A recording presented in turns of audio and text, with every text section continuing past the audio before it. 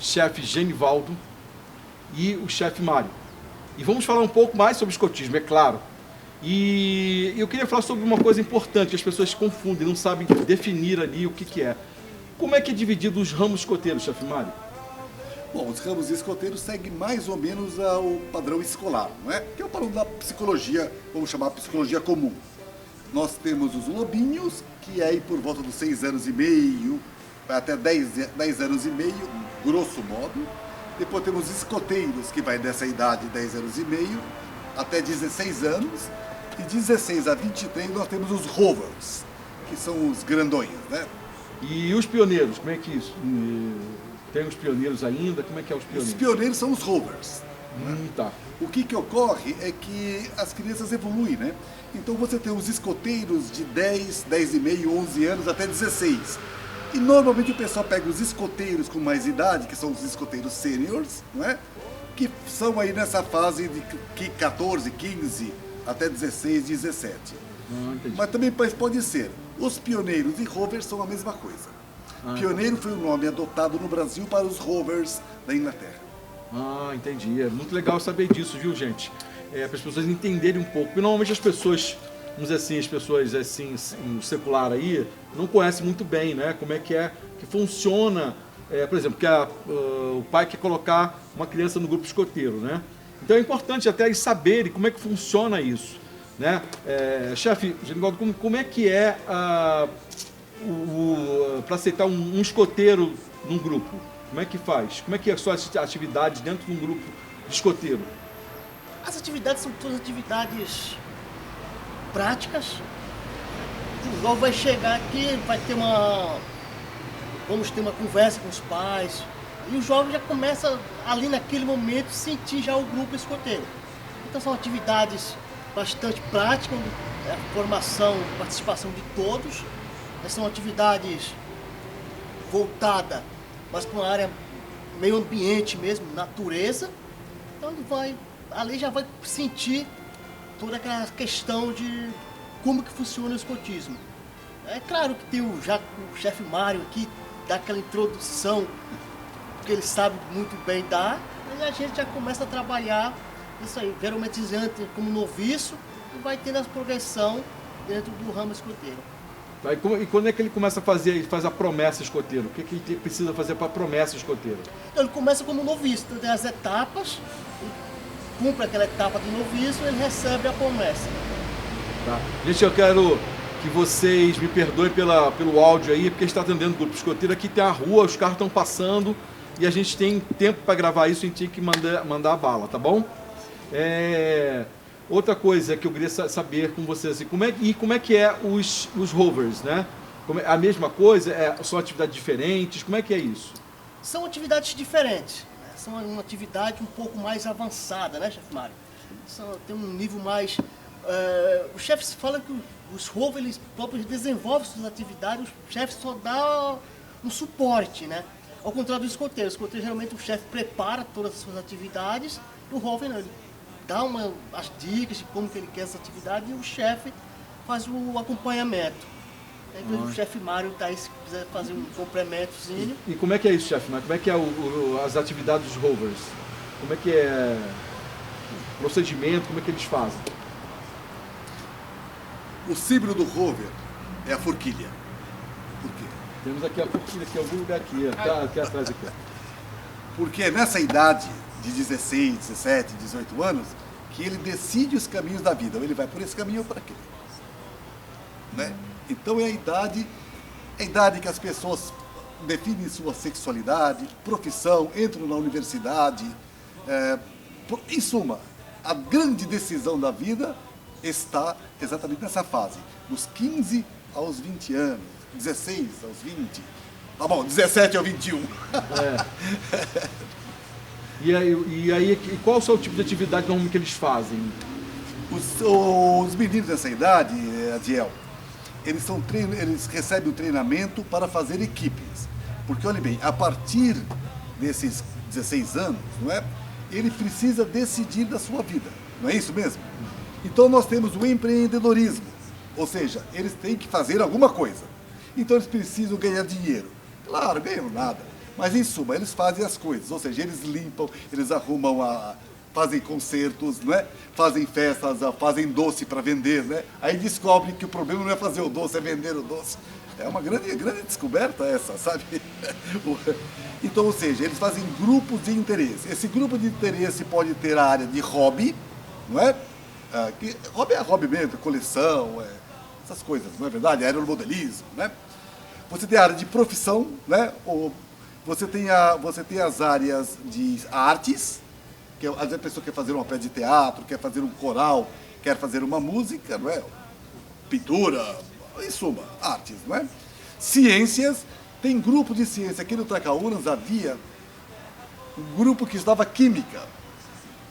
E desse grupo que estudou química, nós temos uma estrela, um diamante, que nós temos uma grande inveja e orgulho, que é o Aoto, o Yuri Aoto. O Yuri Aoto foi fazer química devido a esse grupo que tinha aqui, que se reunia aos domingos depois do almoço.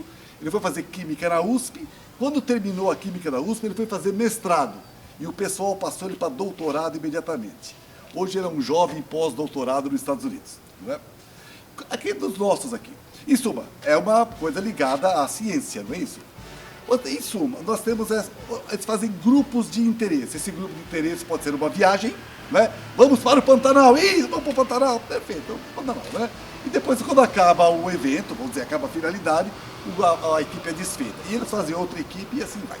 É muito interessante isso. Eu cheguei a dar aula para jovens aprendizes aqui em São Paulo, em uma ONG, em que eu, como sou chefe de escoteiro, né, logo me botaram para dar aula para os jovens, né? Então eu comecei essa coisa do jovem escolher a sua profissão. Muitos deles estão confusos, não sabem o que vão fazer.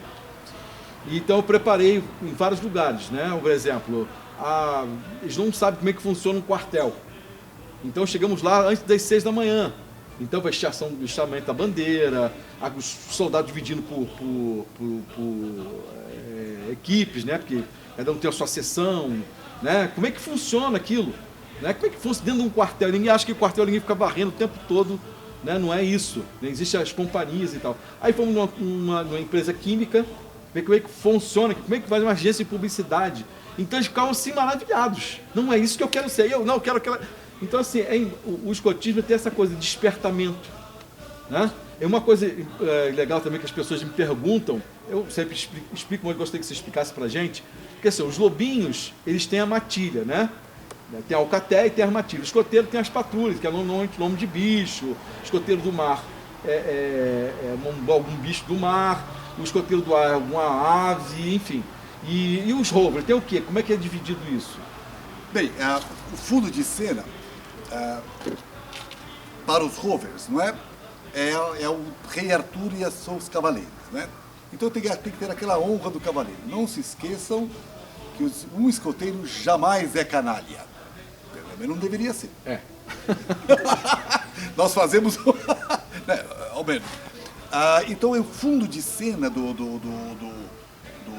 dos rovers é a tábua redonda do rei Arthur. Então eles têm os grupos dele que recebem aqueles nomes dos membros da corte do rei Arthur, não é? Que é o Pendragon, na verdade, que é em suma, aqueles belíssimos cavaleiros que a gente vê em todos os filmes. O importante dos rovers, não é? É que é no rover que termina o treinamento escoteiro, final. Porque a finalidade do escotismo é aprender a aprender. Aprender a ser aquilo que você aprendeu. Porque não adianta nada você aprender e fazer outra coisa. Tipo missa, né? O cara vai lá na missa, né? No culto, né? Fala um monte de coisa e depois sai dali e vira... Não pode, ele tem que vivenciar, ele tem que ser aquilo. Então é aprender a ser. E por fim, aprender a conviver. Eu devo confessar que na última parte eu fui reprovado. Então, e só para terminar aqui, e o lobinho, como é que é, chefe, como é que é a alcatéia, a matilha, como é que funciona os lobinhos? Bom, quem inventou os lobinhos, quem desenvolveu foi a irmã do Baden-Powell, né? As crianças, ela começa com um alto grau de dependência dos adultos e conforme ela vai crescendo, ela vai ficando independente. E até que um dia elas vão embora de casa, né? Esse é o normal da vida. Então cabe a nós prepararmos o jovem para assumir a sua própria vida. Não é? Qual vida? Bom, aí é outro problema. A vida que é baseada nos fatores que o envolvem. Não é? Não discutimos isso. Nós discutimos que ele tem que assumir a sua própria vida. Começa com os lobinhos. Porque os lobinhos são os patatendas, aqueles filhotinhos, né? Bonitinho, não sabe fazer nada, né? Então eu chamo patatenra. Patatenra porque a patinha dele é tender food, né? Então, os lobinhos têm as matilhas porque os lobinhos vivem em famíliazinhas pequenas, não é isso? Os cachorrinhos, né? Cada matilha recebe o nome de uma cor de lobo, né? Que é marrom, vermelho, preto, branco, amarelo. Tem lobo amarelo, né? Tá amarelo, né? Não tem roxo, né? Listrado também não tem. Bom, o conjunto de matilhinhas faz uma alcateia. 4 matilhinhas faz uma alcateia. E essa alcateia é dirigida pelo lobo maior, o lobo-chefe, que é o aquelá, que pode ser homem ou mulher. Né? O aquelá, ele é o líder mesmo, é o lobo-chefe. Né? Então, onde que ele vai? Os lobinhos vão tudo atrás. Né?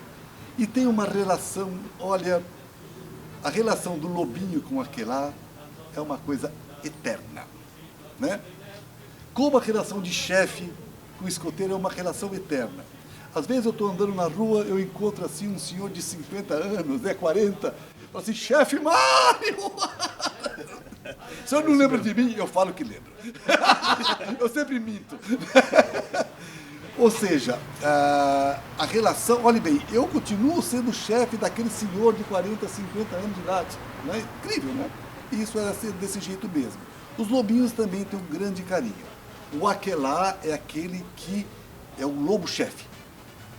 Como ele vive na selva, ele tem os seus, digamos, amigos protetores. Seus assistentes, né? Os amigos protetores, né? São os que assistem, que ajudam, né? O Balu, que é o lobo, bom, é o cara ligado ao prazer, né? O Balu, não é? O Balu é o urso, né? É o urso. É. É o ligado ao prazer, não é? Aquele que ensina a nadar, ensina a cantar, divertido, não é verdade?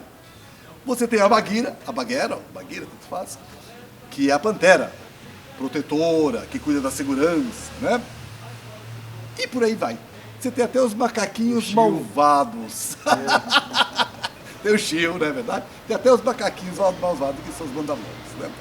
Então, os lobinhos começam aí por volta de 6 anos e meio, grosso modo, e vai até 10 anos e meio, grosso modo. Ele começa como patatenra, tá certo? E termina com o escoteiro, com a insígnia de 3º grau, que é a insígnia máxima. As associações têm diversos nomes, né? Mas o fato é que tem o 1º grau, o 2º grau e o 3º grau, que é o maior. Aí ele termina. Nesse momento, ele deixa o reino da fantasia, né? E ingressa na terra dos homens. E aí, meu caro, o menino percebe 2 coisas. Uma boa, que viver em conjunto é legal. Uma péssima, viver em conjunto é necessário regras. E as regras pesam. É isso aí.